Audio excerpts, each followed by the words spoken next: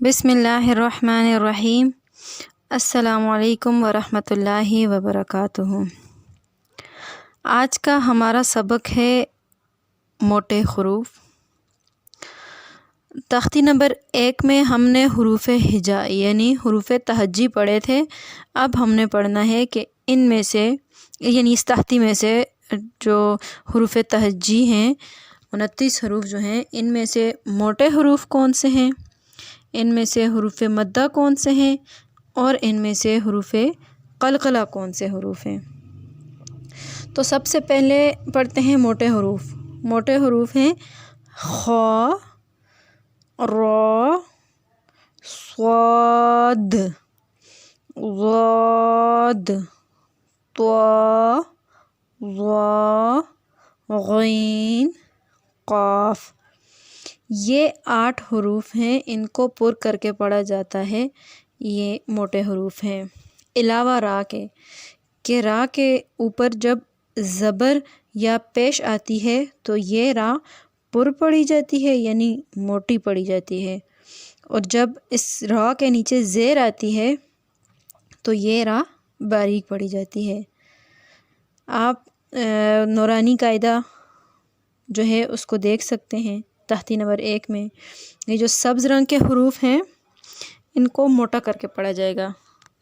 सब्ज़ रंग है जो ग्रीन कलर है, इसको आप देख सकते हैं कि ये सारे हरूफ मोटे हरूफ हैं।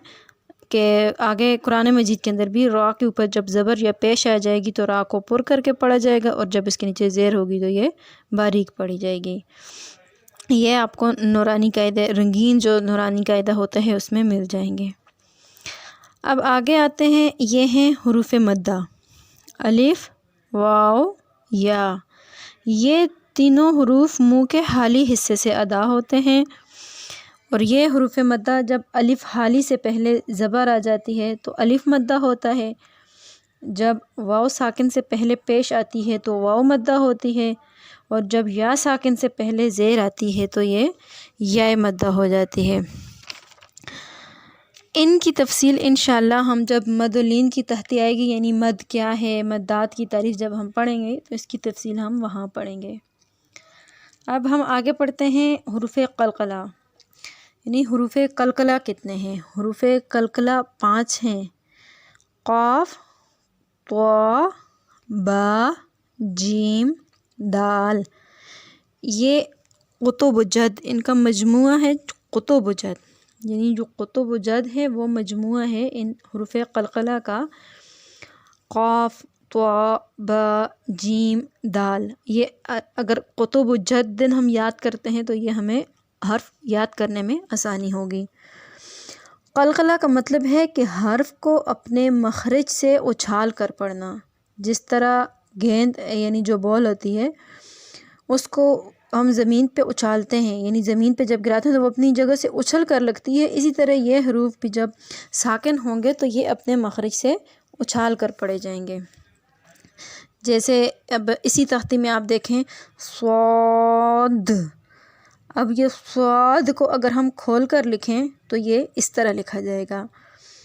तो जब इसको हम खोलते हैं तो ये होता है स्वाद अलिफ ज़बर स्वा, दाल साकिन। ये दाल जो है साकिन आ जाता है। तो ये दाल जब साकिन होगा तो दाल हुरूफ़ क़लक़ला में से है, तो जब ये साकिन हो जाएगा तो इसको फिर हम उछाल कर पढ़ेंगे अपने मखरज से, यानी हम इसको पढ़ेंगे स्वाद। इसी तरह यानी दाल जो आखिर में वो साकिन हो जाएगी। इसी तरह वाद, ज़ाद का भी यही मखरज है वाद। अगर ज़ाद को भी हम खोल कर लिखेंगे तो ये इसकी दाल भी आखिर में साकिन होगी। तो जब ये साकिन आएगी तो हम इसको अपने मखरज से उछाल कर पढ़ना है। तो ये 5 हरूफ यानी क़ाफ़, त्वा, बा, जीम, दाल, ये पांचों हरूफ जहाँ भी साकिन आएंगे अपने मखरज से उछाल कर पढ़े जाएंगे। तो ये था हमारा आज का सबक। आज के इस सबक को इन हरूफ को ज़हन नशीन कर लें। अगर हमें ये याद होंगे तो हमें आगे समझने में और पढ़ने में दोनों में आसानी होगी इंशाअल्लाह। तो चलें इंशाअल्लाह अगली तख्ती में हम हरूफ मुरक्कबात के साथ हाज़िर होंगे। अस्सलामु अलैकुम वरहमतुल्लाहि वबरकातुहू।